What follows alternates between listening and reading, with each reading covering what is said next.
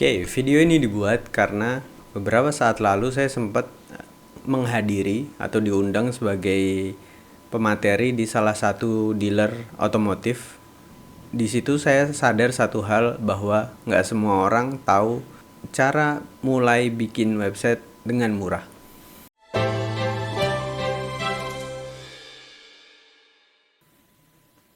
Oke, Assalamualaikum warahmatullahi wabarakatuh. Sebelumnya perkenalan dulu, saya Nuhafat. Saya suka bikin konten soal teknologi, marketing, keuangan, macam-macam lah.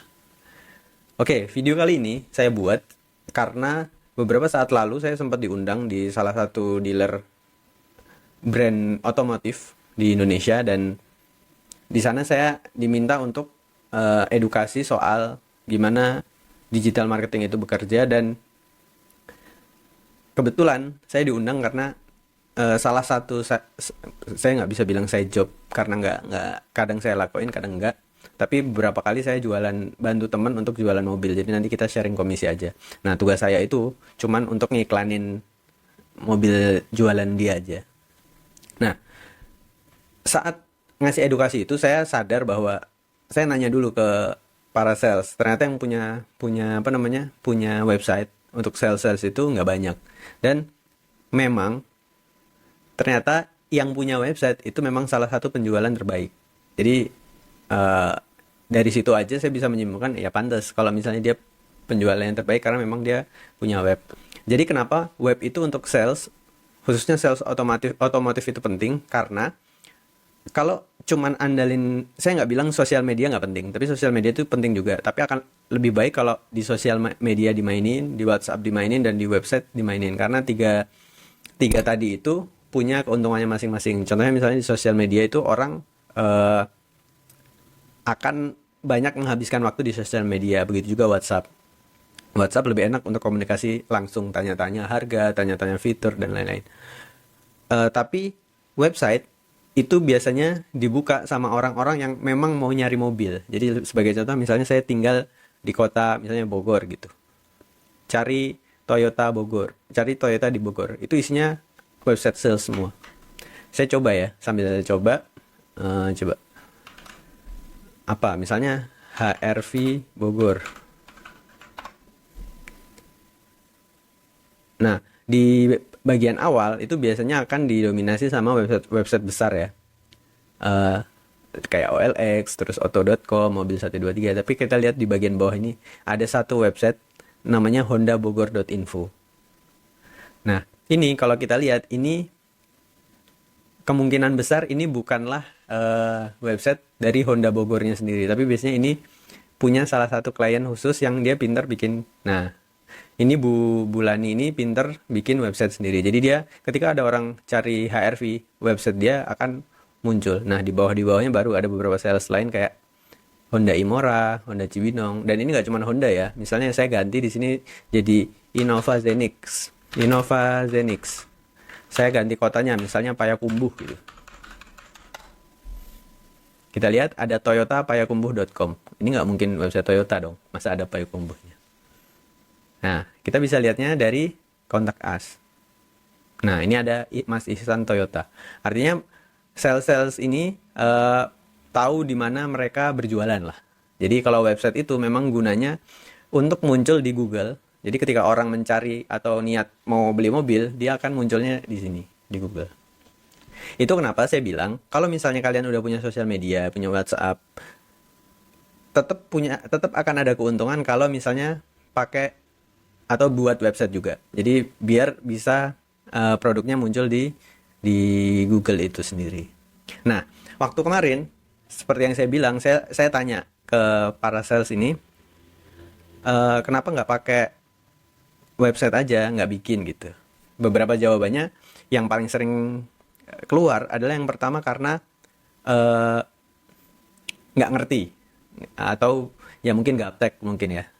Tapi saya tidak berusaha merendahkan, tapi mungkin bahasa mudahnya nggak terlalu ngerti soal perwebsitan gimana bikinnya. Padahal itu kalau misalnya belajar dikit di YouTube itu sudah banyak lah.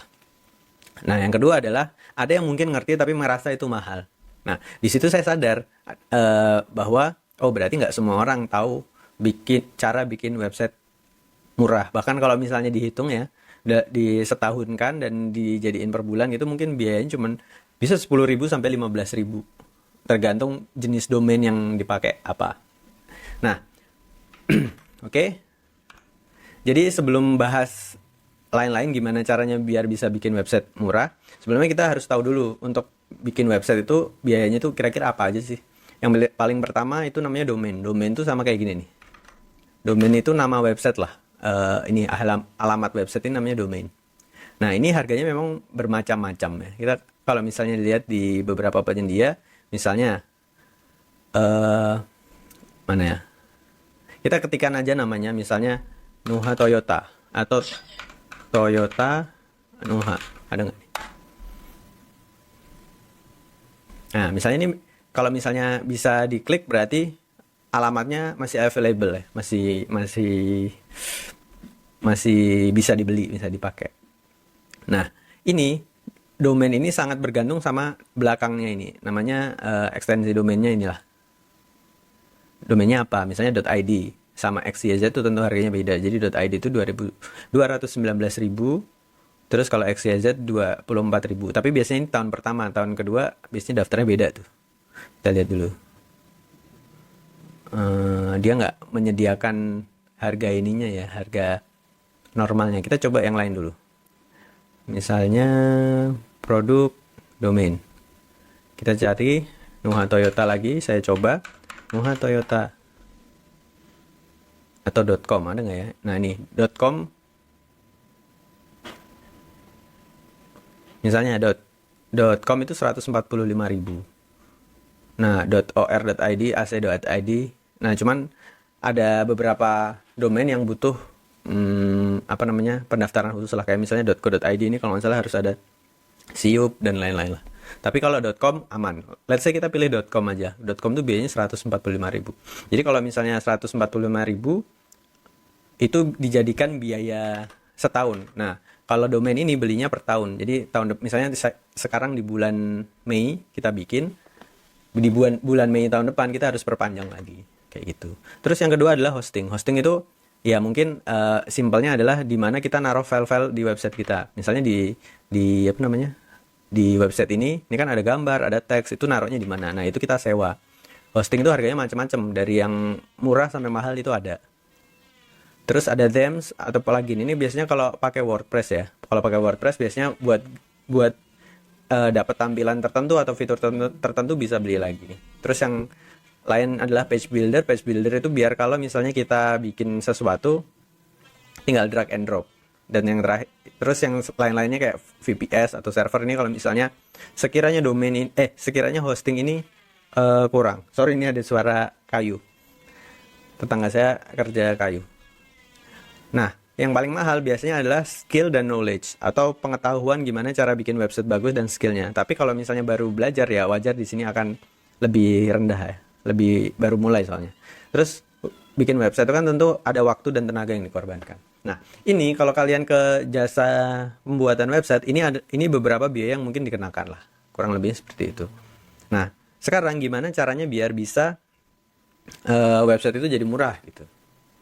Yang paling pertama adalah kita bisa pangkas yang ini.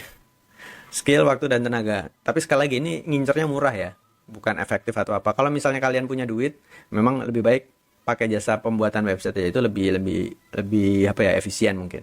Nah, tapi kalau kondisinya misalnya dana terbatas dari dealernya nggak ngasih duit banyak gitu kan, kadang ada biaya ini ya, sebulan tuh dikasih berapa buat urusan marketing gitu. Nah, misalnya nggak terlalu banyak, ya berarti ini harus dipangkas. Artinya kita harus belajar sendiri, ngerjain sendiri, dan cari waktu sendiri untuk kerjainnya. Nah, terus page builder ini bisa pakai yang gratisan, ada beberapa. VPS kita nggak perlu misalnya. Nah, hosting itu bisa kita akalin pakai cara bayar misalnya bulanan gitu. Themes, plugin juga yang gratis banyak, dan paling yang harus banget keluar nggak bisa ditolerir itu domain tadi. Nah, yang paling populer di Indonesia itu bikin websitenya pakai WordPress. Sebenarnya nggak cuma di Indonesia tapi di luar juga pakai WordPress. WordPress adalah salah satu CMS atau Content Management System paling populer. Saya minum dulu. Nah, Jadi WordPress ini open source ya, jadi dia gratis lah, nggak bayar. Cuman yang perlu bayar adalah domain sama hostingnya. Coba kita hitung-hitung ya. Domain tadi misalnya, let's say saya pakai 145.000 ya. Nah, untuk apa namanya? Untuk hosting itu memang standarnya pada jualan hosting itu tahunan. Jadi misalnya tahunannya 360.000, terus Domainisia itu macam-macam. Ada yang kayak per tahun itu berapa? Ini misalnya satu tahun 168.000, macam-macam lah. Ini ada speknya macam-macam. Tapi kalau misalnya cuman baru awalan, pilih yang terendah atau di atas nomor 2 lah. Itu masih oke. Nah, ini per bulannya 75.000. Kalau misalnya kemahalan ya berarti pilih yang lebih rendah. Ini buat belajar dulu lah. Atau pakai yang ID Cloud Host ini. Dia ada plan terendahnya yang bulanan itu sebenarnya 20.000, tapi ini kayaknya sold out, nggak bisa dibeli. Nah, yang Basic Pro ini lebih murah ya. 30.000 per bulan. Let's say ini coba misalnya kita bisa nggak ya bayar bulanan. Nah, ini per bulan bisa dia. 30.000 kena PPN 11%, 3.300. Jadi biayanya adalah per bulannya 33.300. Terus tadi domain harganya kan 145.000. 145.000 dibagi 12. Sekitar 12.000. Jadi kalau ditambah-tambah ya mungkin sekitar 45.000-an ya sama ini. Ya sekitar 45 mendekati 50.000. Artinya biaya untuk bikin website kalau misalnya mau pakai hosting dan hosting, domain dan WordPress itu kalau dihemat-hemat mungkin sebulannya 50.000 kalau mau dibayar bulanan. Kecuali domain emang setahun, harus bayarnya langsung setahun. Nah, ini alternatif yang pertama adalah menggunakan WordPress. Nah, misalnya gimana kalau 50.000 budgetnya emang belum ada sebulan kayak gitu. Oke, alternatif lainnya adalah kita bisa, ya tadi ini tips pertama itu pelajari WordPress atau coding tadi. Tapi itu kan masih 50.000 lah habisnya. Terus kalau misalnya dananya terbatas, bayar tahunan nggak bisa, yaitu tadi beli hostingnya bulanan. Artinya paling nggak secara cash flow bisa dibayar bulan ini cuman bayar 33.000, bulan depan 33.000 lagi, bulan depan 33.000. 33.000 itu kan ya mungkin kayak lagi ke coffee shop, atau kalau misalnya ada yang di sini ngerokok ya sebungkus lah. Ya puasa dulu sebungkus. Nah, terus yang terakhir ada pakai platform pengganti hosting. Jadi selain hosting, cara lain untuk bikin website itu bisa pakai platform yang menyediakan cara pembuatan website, tapi dia bisa diganti domainnya. Nah, kalau misalnya pakai yang terakhir ini, itu kita cuma keluar biaya untuk domain. Jadi misalnya domainnya .com 145.000 dibagi 12 itu sekitar tadi berapa? 13.000-an kalau nggak salah, saya lupa tadi berapa. Sekitar ya 12.000-an. 12.000 per bulan. Nah, terus websitenya bisa pakai 3 platform ini yang sebenarnya platformnya banyak banget, tapi yang selama ini mungkin sering saya pakai yang pertama adalah Canva, yang kedua Blogger, yang ketiga Google Site. Nah, saya coba bahas dulu kelebihan dan kekurangannya masing-masing. Kalau Canva ini itu drag and drop, artinya di sini ada yang udah pernah Canva kan. Saya sambil demoin misalnya ke Canva. Nah, di bagian Canva atas ini saya mau nyari website otomotif, itu automotif, ada nggak ya? Nah, misalnya ya pakai yang ini. Wait, saya masih penasaran sama yang lain. Oke, misalnya ini salah satu contoh website cara ngubah. Misalnya ini saya ganti misalnya Widodo gitu, Widodo Honda mana? Semarang misalnya. Atau Widodo Pemalang. Nah. Terus ini saya ganti ukuran 72. Oke. Ini nanti karena cuman buat contoh. Nah, ini kita preview dulu. Nah, ini nanti tampilan websitenya kurang lebih seperti ini. Sebenarnya cukup bagus, dan ini ngubahnya gampang banget, tinggal di drag sama di drop aja. Nah, ini kalau tampilan dibuka dari komputer. Kalau dari mobile, tampilannya berubah jadi kayak gini. Yang perlu kalian lakukan cuman tinggal klik publish website. Terus URL-nya bisa diganti pakai domain sendiri. Nah, domainnya misalnya let's say beli yang 145.000 tadi. Ya udah, berarti keluar biayanya cuma 145.000 untuk bikin website. Itu kalau Canva.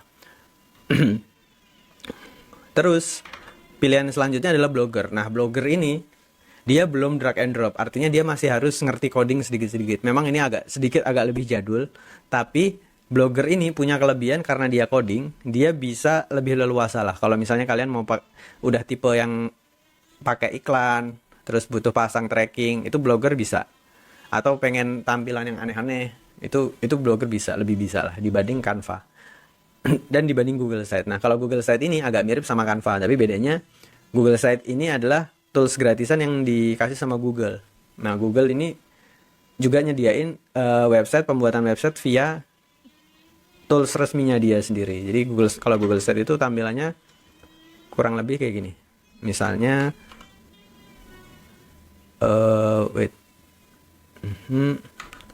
sites.google.com. Nah, ini saya coba cari template-nya. Nah, ini template-nya kurang lebih kayak gini. Tunggu sebentar. Nah, ini kurang lebih hampir sama kayak Canva. Cuman memang di Google tampilannya nggak itu Canva lah. Kalau Canva kan tampilannya bagus banget ininya. Secara visual itu memang dia tools untuk visual. Tapi kelebihannya kalau di preview, sebenarnya dari sisi tampilan, dari sisi proper apakah proper dan tidaknya, sebenarnya menurut saya malah bagusan Google Sites. Cuman ya itu preferensi sih, mau pakai yang mana, nggak masalah juga. Saya cuman fokusnya ke biaya. Karena video ini memang membahas soal biaya ya. Oke. Nah, 3 tools ini bisa jadi alternatif kalau kalian butuh atau pengen bikin website atau belajar bikin website sederhana, tapi budgetnya minim. Jadi kalau misalnya pakai 3 ini, sebenarnya kalau pakai 3 ini gratis. Tapi nanti efeknya adalah domainnya seadanya. Jadi kayak misalnya nuha.toyota.sites.google. Nah, kayak gitu. Atau nuha.toyota.blogger.com. Atau nuha.toyota.canvasite.com, semacam itulah. Nah, untuk beli domain biar diganti misalnya nuha.toyota.com, nuha.honda.com, nuha.ford.com ya gitu. Itu harus beli domain seharga 145.000 yang tadi. Oke, kurang lebih begitu penjelasan sederhana untuk konten kali ini, semoga membantu. Terima kasih.